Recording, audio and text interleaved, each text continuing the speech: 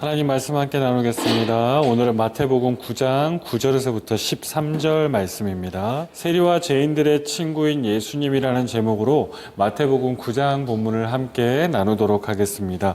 우리나라의 중산층의 기준을 알고 계십니까? 차는 2000cc 이상이 돼야 되고 서울에 30평이 넘는 아파트를 보유해야 된다고 합니다. 그리고 월 급여는 500만 원 이상이고, 그리고 통장 잔고가 1억 이상, 그리고 해외여행은 한 번 이상 다녀야지만 중산층이라고 하는데, 그런데 이상하게도 이러한 기준은 특이하게 우리나라에만 존재합니다. 프랑스 같은 경우에는 중산층을 어떻게 얘기하냐면 스포츠를 하나 즐기던지 악기를 하나 다룰 줄 알던지 아니면 공분에 의연히 참여하고 지속적인 봉사활동을 하는 것을 중산층이라고 표현하는데 차이가 많이 나지 않습니까?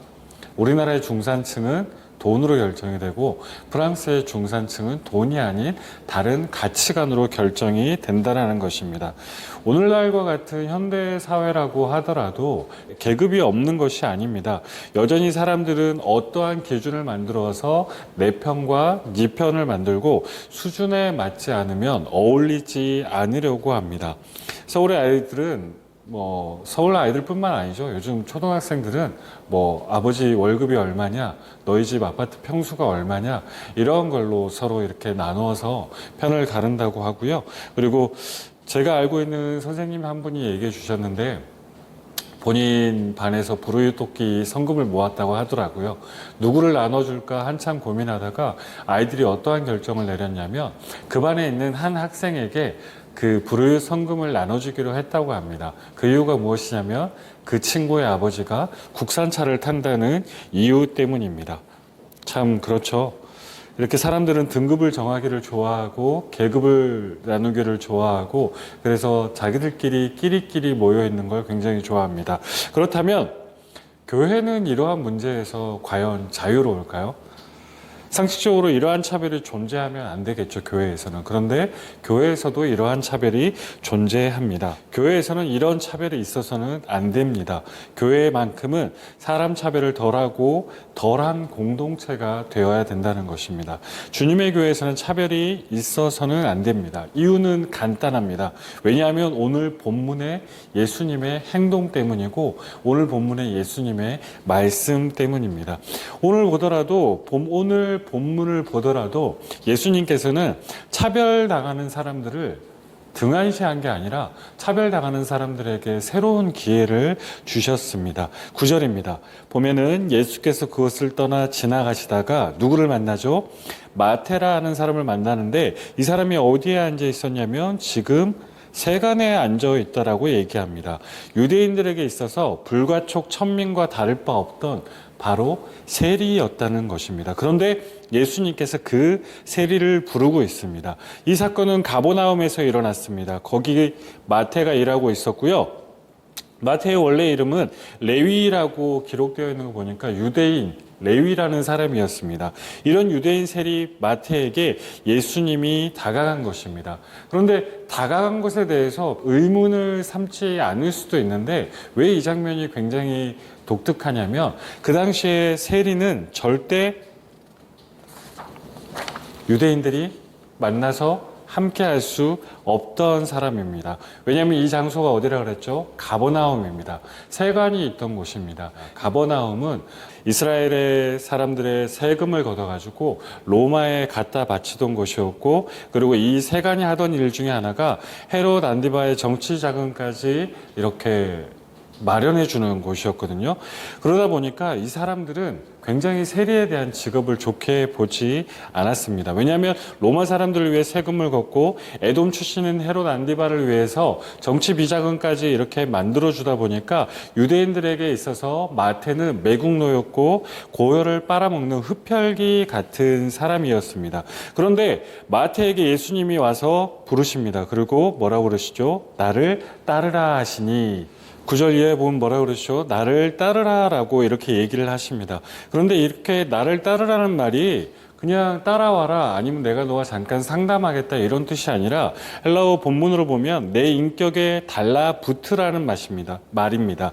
아콜로테라고 얘기를 하면서 너가 나에게 와서 나의 제자가 되고 나의 인격에 붙어서 나를 따르라라고 얘기하고 있을 때 마태의 반응이 굉장히 독특하죠. 보통 좋은 직업을 가지고 있거나 아니면 잘 살고 있는데 갑자기 예수라는 사람이 와서 나를 따르라, 신학교를 가라, 아프리카 선교사로 가라 이렇게 얘기하는 것이랑 똑같은데 병행 본문인 누가복음 5장을 보면 마태는 이 이야기를 듣자마자 하나의 망설임도 없이 모든 것을 버리고 일어나 따르니라고 이야기를 하면서 예수님을 따라갑니다. 세상으로부터는 차별당했었고 유대인임에도 불구하고 다른 사람들로부터 손가락질 당하고 있던 사람을 예수님께서 지금 콕 집어서 지목하여 부르고 있다는 것입니다. 그리고 난 다음에 10절로 넘어오면요, 예수께서 마태의 집에까지 찾아가시고 그리고 동료 세리들과 죄인들을 불러가지고 함께 큰 잔치를 벌였다라고 이야기를 하고 있습니다. 유대인들이 봤을 때 아마 정말 좋지 않은 잔치였을 것입니다. 이 사람들은요, 같이 식탁 교제하는 거 굉장히 중요시 여기는데 하필이면 그 중에서 자기들이 사람 대접하지 않았던 세리들 그리고 죄인들 이렇게 만나서 식사를 하다 보니까 유대인들이 정말로 이 자리를 좋아하지 않았습니다. 그런데도 불구하고 예수님께서는 그들을 불러서 지금 함께 식사하고 계시죠. 예수님께서 몰랐을까요? 세리와 죄인들, 유대인들이 얼마나 싫어하는지 몰랐을까요? 알고 계셨습니다. 그런데도 불구하고 예수님은 교회 내에서 나를 믿고 예수 그리스도를 따르고 하나님을 믿는 사람들에게는 이러한 차별이 존재하지 않는다는 것을 보여주고 계십니다. 이 장면이 굉장히 충격적이었던 게 11절 보면 바리새인들이 바로 등장하죠. 그리고 제자들에게 이렇게 고합니다. 너희 선생은 왜 세리와 죄인들과 함께 잡수시느냐 하면서 굉장히 이렇게 불편하다고 이렇게 표현할 정도로 지금 예수님께서 하시는 것은 유대인의 관례를 깨고 그리고 비난을 받으시면서도 불구하고 죄인들과 식사를 하고 계셨다는 것입니다. 이렇게 하신 것은 그들을 변화시키기 위해서, 그들을 하나님의 제자로 만들기 위해서 예수님은 이렇게 하셨다는 것입니다. 그래서 12절에 얘기하죠. 건강한 자에게 의사가 쓸데없고 병든 자에게 쓸데가 있다라고 얘기하시면서 어떠한 개념을 이야기하시냐면, 바리새인들아, 너희들이 정말 율법을 잘 지키고 너희들이 세상의 인정을 받으면서 너희가 굉장히 높은 계급을 유지하면서 살아가는 게 그것이 괜찮고 의인이라고 생각하지만 하나님의 입장에서 볼 때, 예수 그리스도의 입장에서 볼 때 너희 모두는 죄인이라는 것을 오늘 예수님은 알려주고 계신다는 것입니다. 그렇기 때문에 모든 죄인들, 모든 어려운 사람들에게 예수 그리스도가 필요하니 너희는 나와 함께 가야 된다는 것을 이야기하고 그렇게 해야 된다는 걸 상징적으로 마태를 제자 삼음으로써, 그리고 마태와 세리와 죄인들과 함께 식사를 하심으로써 그 이야기를 우리에게 건네주고 계신다는 것입니다. 자, 이렇게 봤을 때 우리가 지금 나누고 있는 이 계급이, 우리가 나누고 있는 이 교회에서 구분이 합당한 것일까요? 합당하지 않습니다. 어느 순간인가부터 교회라는 문을 넘어서기 위해서는 우리가 어느 정도 자격을 갖춰야 된다라고 생각하는 사람들이 많아집니다. 그러한 이유 때문일 수도 있습니다. 교회가 너무 화려하니까, 교회라는 건물이 너무 으리으리하니까, 그리고 또 가면은 우리가 교회라는 곳을 딱 들어가는 순간 가면을 딱 쓰잖아요. 세상에서 우리가 어떻게 살아왔든지에 대한 그러한 것들은 전부 다 버리고 교회 입장용 가면을 딱 착용하면서 나는 열심히 살고 있고 나는 하나님을 사랑하며 나는 의롭게 살아가고 있다는 것을 표현하기 시작합니다. 그러면서 계급을 딱 정하죠. 의롭게 살아가는 사람, 예배 많이 참석한 사람, 새벽기도 나오는 사람, 본인들끼리 이렇게 계급을 정하고 본인들이 생각하는 그 계급 이하의 사람들에게는 손을 내밀려고 하질 않습니다. 그게 가장 드러나는 것이 무엇이냐면, 함께 살아가는 교회 공동체임에도 불구하고 교회 내에서 성도들이 가지고 있는 아픔과 그들이 가지고 있는 고통과 그들이 가지고 있는 환난을 이해하지 못하고 어느 누구도 손 내밀어 주지 않는다는 것입니다.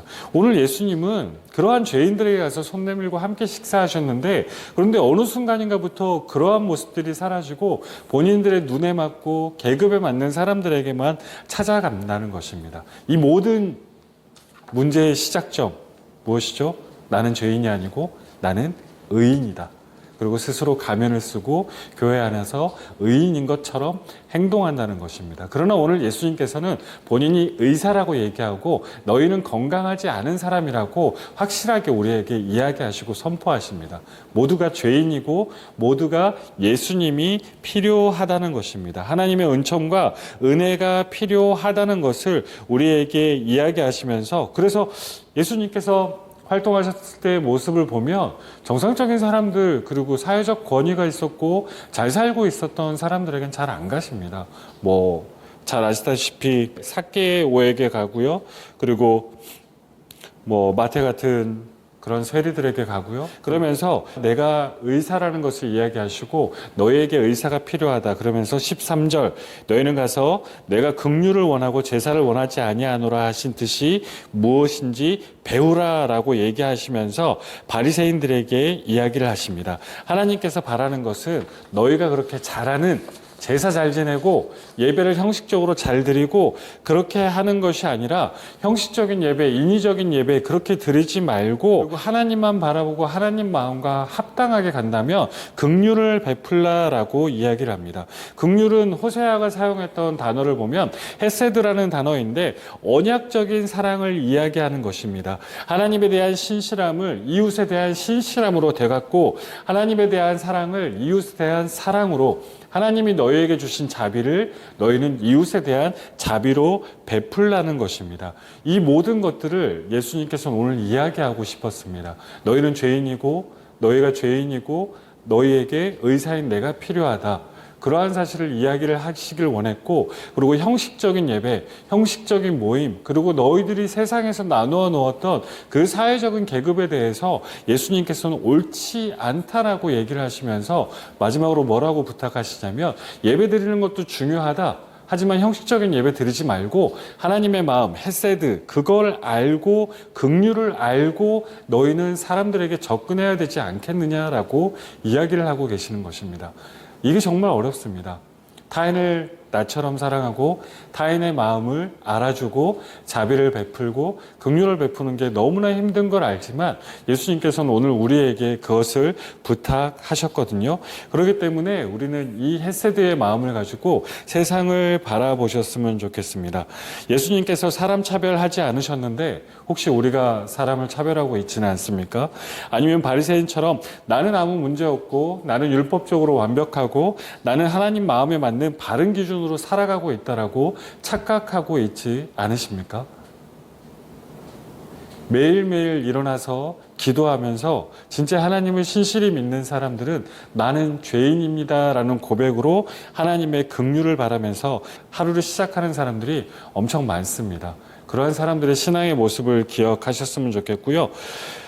이러한 바리새인과 같은 생각을 가진 사람들, 주변의 사람들을 구제불능으로 만들고 불가촉 천민으로 구별해서 상종 못할 죄인들로 만들고, 그러다 보니까 교회 내에서도 하나님의 은혜를 함께 누리지 못하게 한다는 거, 하나님은 부르셨지만 우리가 스스로 막는다는 사실을 기억하셨으면 좋겠고요. 우리 역시 은혜가 필요하다. 그리고 그 은혜로 인하여서 구원받을 존재라는 것을 생각하시면서 하나님의 마음을 생각하며 닮아가는 우리가 되었으면 좋겠습니다. 기도하겠습니다.